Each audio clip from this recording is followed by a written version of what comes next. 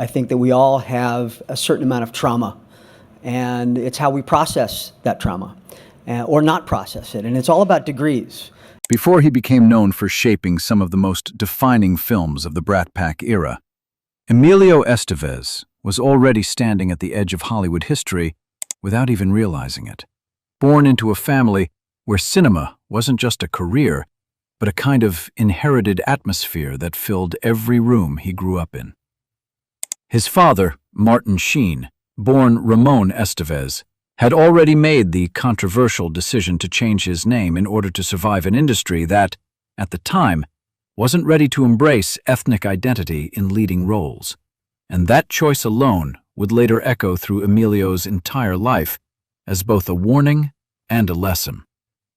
Growing up in Malibu, Emilio wasn't just watching movies.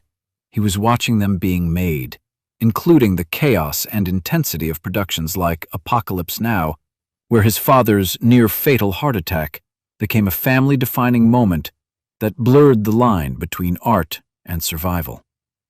That early exposure shaped something deeper in him, not just ambition, but caution, a sense that Hollywood could give everything and take everything back without warning. Even as a child, he was quietly present in the background of cinema itself, with an uncredited appearance in Badlands in 1973, standing under a lamppost in a scene that would later feel symbolic in hindsight, as if he was already positioned between anonymity and destiny. But the real foundation of his identity wasn't just his father. It was also his complicated bond with his younger brother, Charlie Sheen, a relationship built on both shared DNA and quiet rivalry. Two boys growing up in the same orbit of fame, but beginning to pull in different directions long before Hollywood fully noticed them.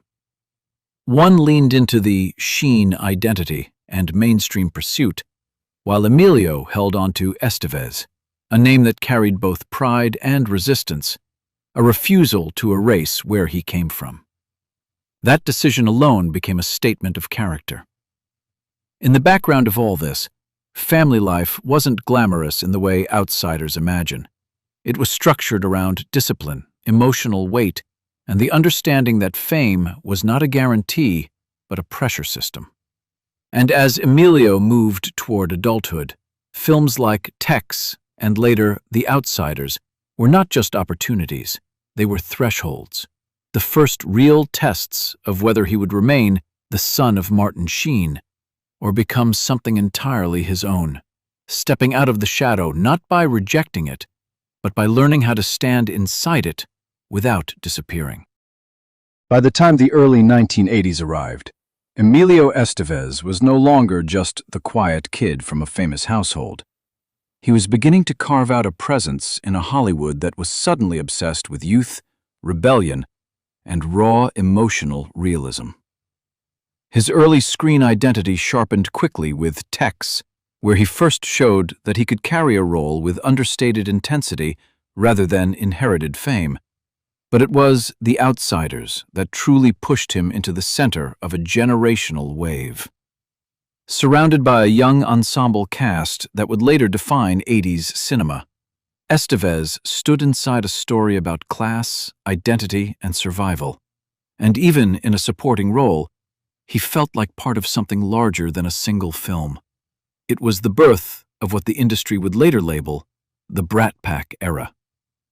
Around the same time, he leaned into risk rather than safety, choosing unconventional projects like Repo Man, a chaotic, punk-infused cult film that rejected Hollywood polish entirely and instead embraced absurdity, rebellion, and a kind of anarchic energy that matched the cultural undercurrent of the decade.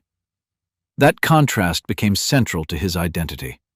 One foot in mainstream, rising stardom, the other in underground experimentation.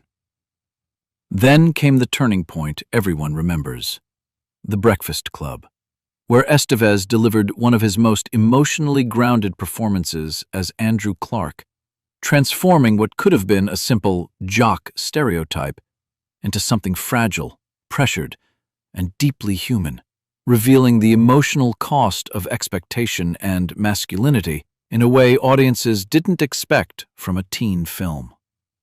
The success was immediate, and suddenly, he was not just part of the Brat Pack label, he was one of its defining faces, a status reinforced by St. Elmo's Fire, where he played a character trapped between ambition and emotional confusion, reflecting the real-life uncertainty of a generation trying to grow up inside fame. But with visibility came instability. After reaching the peak of youth stardom, Estevez made a bold but risky creative shift with wisdom, stepping behind the camera as writer, director, and star at a remarkably young age, a decision that signaled ambition but also exposed him to failure. The film did not land commercially or critically, and that vulnerability deepened when Maximum Overdrive added another high-profile disappointment, marking a period where his career seemed to swing between artistic courage and public rejection. Yet even as momentum wavered, he refused to retreat, and projects like Stakeout brought him back into mainstream success, proving he could still command audiences in commercial entertainment, while early work on films like Young Guns hinted at a new phase forming beneath the surface, one where fame, failure, and reinvention were no longer separate paths, but part of the same evolving identity.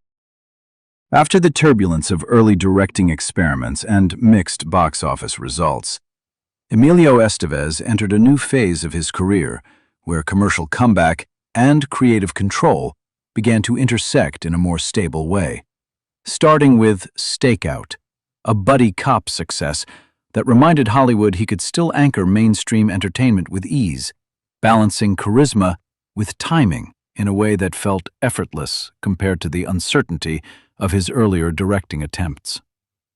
But the real shift came with Young Guns, where Estevez stepped into the role of Billy the Kid and transformed it into something more than a Western character. It became a symbol of chaotic youth energy, ambition, and outlaw identity that resonated strongly with 1980s audiences. The film's success was not just financial but cultural, turning him into a defining figure of a new generation of genre cinema, and its sequel only reinforced that status, extending his influence within Hollywood's action-driven landscape. At the same time, Estevez began exploring collaboration and creative control in new ways, including working alongside Charlie Sheen in projects like Men at Work, where their real-life sibling dynamic subtly fed into their on-screen chemistry. That period reflected both competition and connection between the brothers, two actors shaped by the same father, but navigating fame through very different instincts. Yet while acting success stabilized, Estevez's deeper ambition remained behind the camera, and that ambition fully crystallized in his association with The Mighty Ducks, a film that would redefine his career trajectory. As Gordon Bombay, the reluctant coach of a misfit youth hockey team, he delivered a performance that blended humor, warmth, and emotional restraint, turning a simple sports underdog story into a long-lasting cultural touchstone that would eventually spawn sequels and a franchise legacy far beyond its original expectations. However, Estevez did not stop at acting success. He returned to directing with The War at Home, a deeply personal project that brought him back into collaboration with his father, Martin Sheen, exploring the psychological aftermath of war and trauma in a way that mirrored their own real-life emotional history. This marked a turning point where his work became less about chasing commercial validation and more about confronting emotional truth. That evolution reached a broader ensemble scale with Bobby, a film that placed him inside a larger historical narrative, weaving multiple storylines around the assassination of Robert F. Kennedy, showcasing his ability not just as a director, but as a storyteller of collective memory. Each project during this phase reflected a growing confidence in balancing mainstream appeal with artistic intention, setting the stage for what would become the most emotionally resonant chapter of his career as both filmmaker and performer. In the later stage of his career, Emilio Estevez moved into a space that many actors struggle to reach, where fame becomes secondary to purpose, and work is chosen not for visibility, but for meaning. That shift became especially clear when he returned to one of his most iconic roles in The Mighty Ducks Game Changers, revisiting Gordon Bombay decades after the original films had already cemented themselves as cultural memories for an entire generation. But this return wasn't built on nostalgia alone. Instead, it reintroduced Bombay as a more complex, fractured figure, shaped by time and loss. And Estevez brought a quiet emotional weight to the role that reflected his own evolution as an actor who no longer needed to prove anything, only to express something honest. Outside of screen roles, his personal life remained deliberately private, shaped by relationships and history that often intersected with Hollywood at its peak. His early engagement to Demi Moore and later marriage to Paula Abdul were part of a public era he gradually stepped away from, choosing instead a more grounded existence centered on family, filmmaking, and selective storytelling. His connection with his brother, Charlie Sheen, and his father, Martin Sheen, remained a defining thread throughout his life, sometimes distant, sometimes collaborative, but always present beneath the surface of his work. Financial stability from long-running successes like The Mighty Ducks allowed him the rare freedom to reject constant industry pressure and choose projects on his own terms.